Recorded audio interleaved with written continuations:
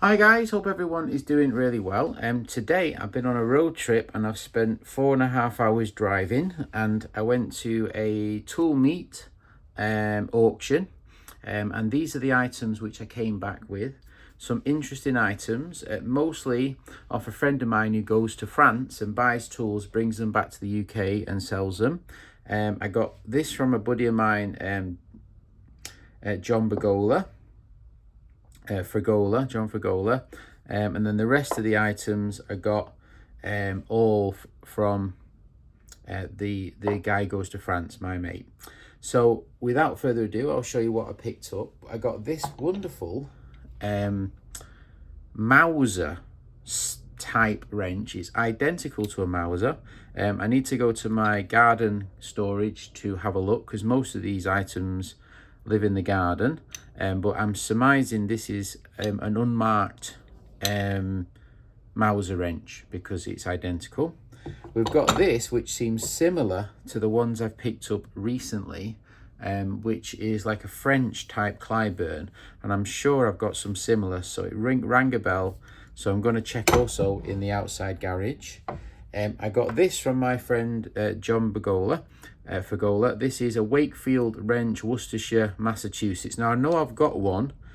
This one kind of feels a little bit smaller, but I won't know until I go and put them away if it's actually smaller or not. I picked a couple of these small type, generic, interesting looking spanners, bicycle tools. This one's got somewhat of an alligator and a fixed head. I just thought they were slightly interesting, so I chose them. It had big buckets of them. I just chose a few because I've got limited space. We've got this here, which I bought off a separate seller. This is a PHV and Company, made in England. And this apparently is a barrister's hammer. And this is for sealing the wax on the letters. And this point on the back here is for breaking the wax off the letters. And it's got a name. The gentleman told me the name of it and I forgot it. I apologize. Lovely gentleman. But this apparently is something to do with the barrister or solicitor's wax hammer. And it's quite nice, feels nice, solid brass. And then it's been nickel plated. The plating's starting to wear off. Really heavy, feels nice in the hand. So I bought it because of the head. I thought the head had quite an unusual shape, so that's why I bought it. So I thought that was a bit of fun. And then this one here is Elbow Sam number 3. I do have it. I'm pretty sure I have this size. This one might be in better condition than the one I've got. But I bought it because it's so interesting. I did have another one of these. I gave it to my friend Alan. So this one might end up going the same way. It's because it's an interesting looking wrench. And then we've got this Bub Depose pipe wrench, very similar to an American Bulldog. Really similar to American Bulldog. I'm pretty sure I don't have this exact type because there's two types, one with a spring, one without a spring. I think this is new to me anyway. So I'm going to go to the garden workshop. I'm going to put these away and I'm going to have a look and see what I've got. So I'm going to make this a quick video. Let's get this stuff put away and let's get back to normal. Excuse the overcrowding, but I do tend to prioritize storage for wrenches. But I've got this interesting little hammer, and this will go in the unusual little hammer section, which is this drawer here. The screwdrivers, little hammers, big hammers. But I've got quite a lot of hammers. I can't help myself. I'm a terrible person. And then down here, I've got my collection of unusual little basic spanners. So this one here can go in there, and this one here, unusual spanners can go in there. I like unusual, different shaped spanners. I find them interesting.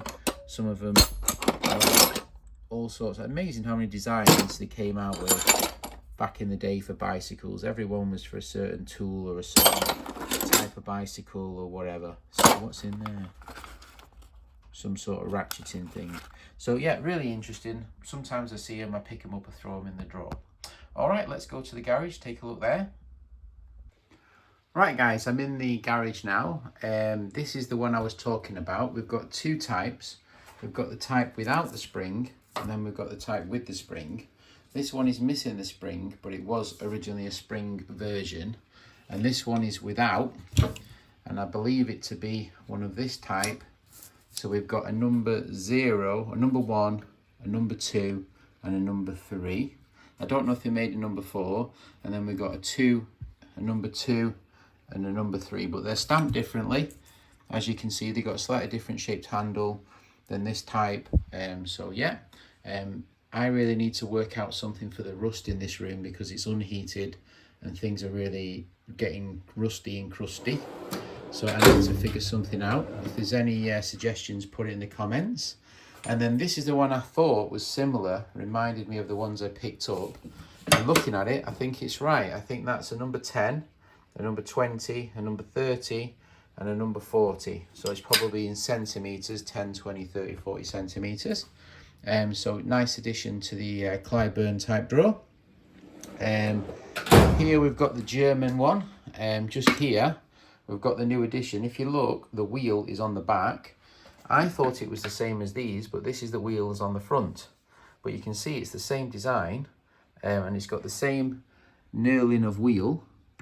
So I believe it's the same manufacturer, just a slightly different mechanism. So we've got the push button at the back, we've got the wheel at the back, we've got the wheel at the front, we've got the lever at the back, and then we've got this unusual mechanism. So I make out 1, 2, 3, 4, 5 designs of a Mauser, 5 mechanisms, 5 ways of doing it. Interesting. Here we've got the sort of Wakefield design, and as you can see, that's a slightly different size, so that's good.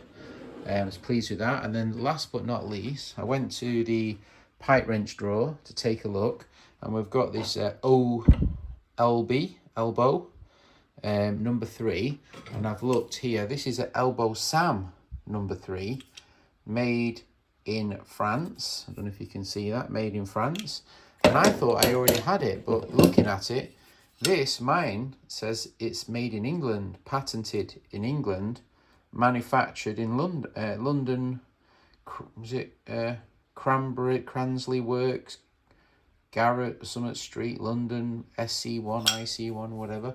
So they're identical, but this one apparently is English and this one is French. I thought they were both French. So interesting nonetheless. So yeah, hopefully you enjoyed this quick video. Try and keep it short and sweet. Bye.